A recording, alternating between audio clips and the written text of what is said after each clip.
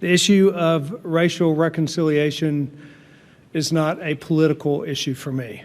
It's not an issue between conservatives and liberals. In fact, we should firmly reject any attempt to make it such, but instead address this as an issue that is, in fact, a human being issue, and for me, what is a spiritual issue, remembering that every human being is created by God in His image and should be respected as such.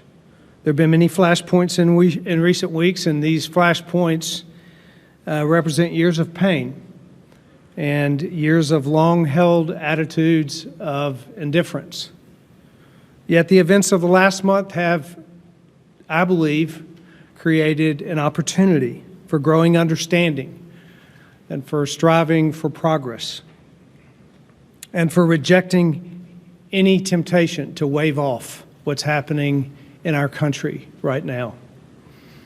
It's a time to engage issues of racial reconciliation head on, because that is the heart of the matter.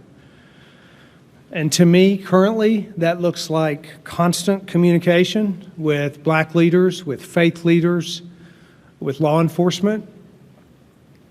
You know, Scripture tells us that where there is no guidance, the people fall. But with an abundance of counsel, there's safety. And my abundance of counsel is diverse and thoughtful, willing to put voice to experiences that I have not had. And I'm grateful to those who've taken the time to speak earnestly to me about those issues. Make no mistake, however, there is a tremendous distraction pulling away from racial reconciliation as being the heart of the matter.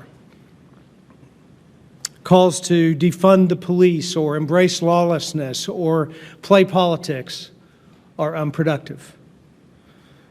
We're at a critical crossroads in Tennessee that's going to require us to drop the political theater and to embrace the dignity of each of our neighbors.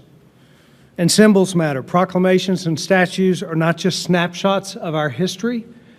They are a window into what we value.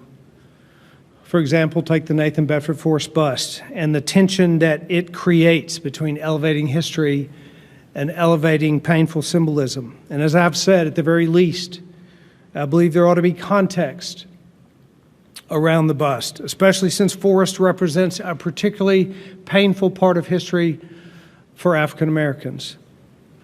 Our efforts there were slowed by the events of the last few months, but we're already working to fill the vacancies on the Capitol Commission, and those vacancies will be filled in the next few weeks, and we'll schedule a meeting soon after that.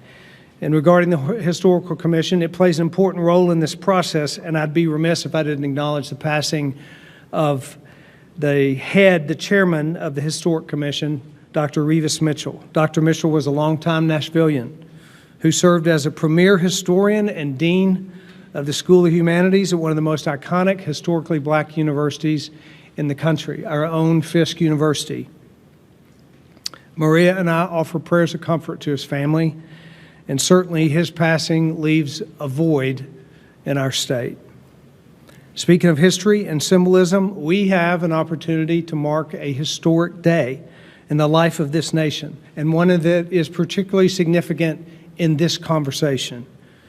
Tomorrow marks the end of slavery in the United States on June 19th of 1865, and I'll be signing a Juneteenth proclamation to recognize this day as it represents the promise of a free and just society for every Tennessean.